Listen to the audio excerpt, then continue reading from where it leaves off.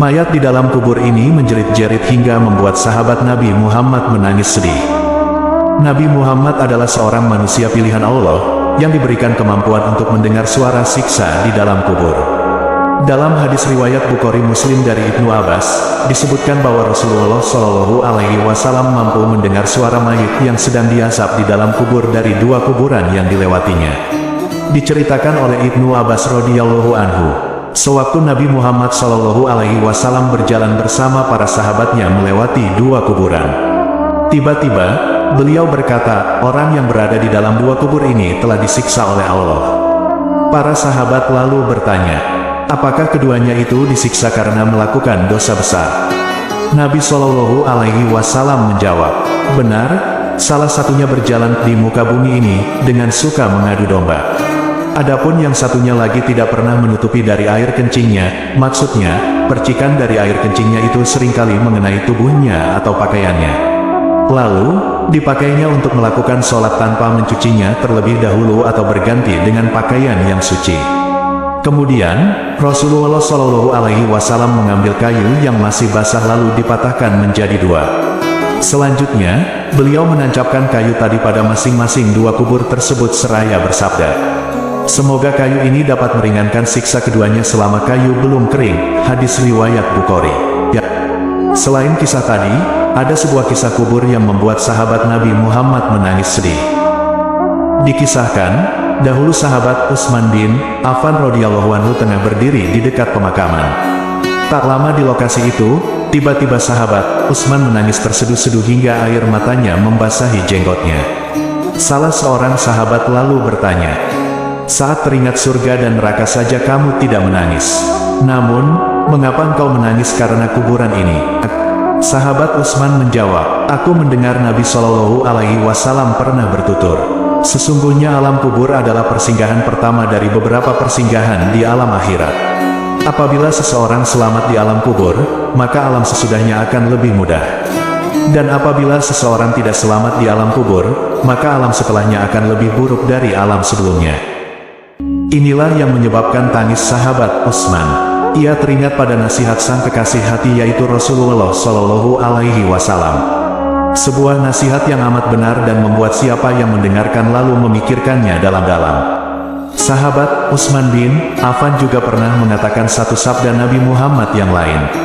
Aku tidak pernah melihat pemandangan yang lebih menakutkan melebihi alam kubur.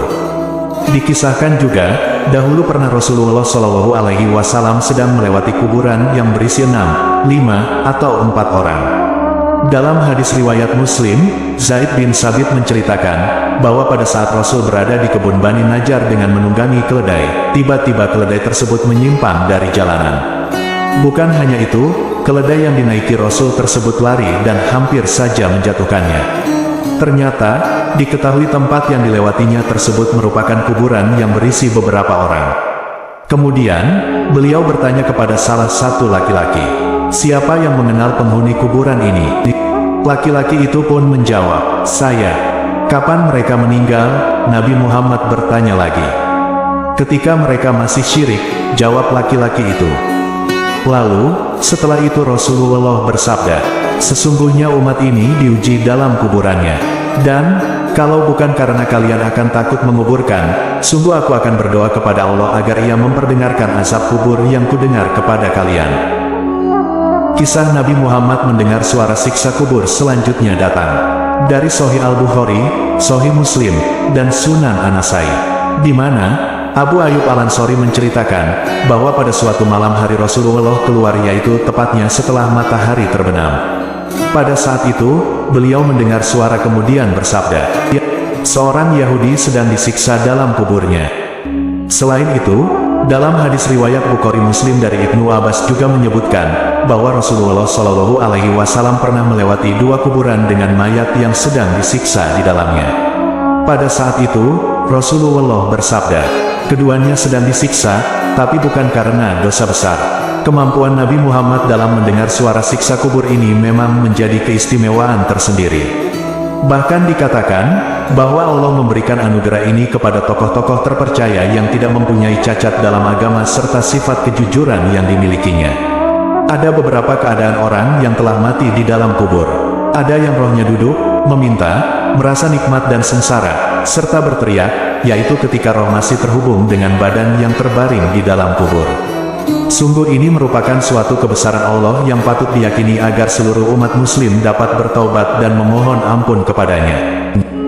Selanjutnya, dalam kisah Nabi Muhammad mendengar suara siksa kubur juga diterangkan, bahwa mayat yang sedang menerima siksaan terlihat keluar dari kuburnya. Ia bergerak keluar sedangkan asap dan siksaan yang diberikan masih menimpa raganya. Di situ pula malaikat azab menyertai keberadaan mayat tersebut.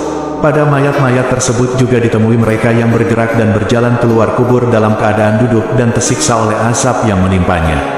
Namun dikatakan pula, tidak setiap mayat mengalami hal yang sama. Hal tersebut tergantung pada keadaan dan perbuatan mayat tersebut semasa hidupnya. Itulah penjelasan kisah Nabi Muhammad mendengarkan suara siksa kubur yang dapat menjadi pembelajaran bagi seluruh umat muslim. Dalam hal ini, umat muslim perlu meyakini bahwa azab dan siksa kubur itu benar adanya. Dengan begitu, umat muslim harus berhati-hati dalam melakukan setiap tindakan semasa hidup, sebab Allah akan memberikan hukuman dan keadilan di kemudian hari.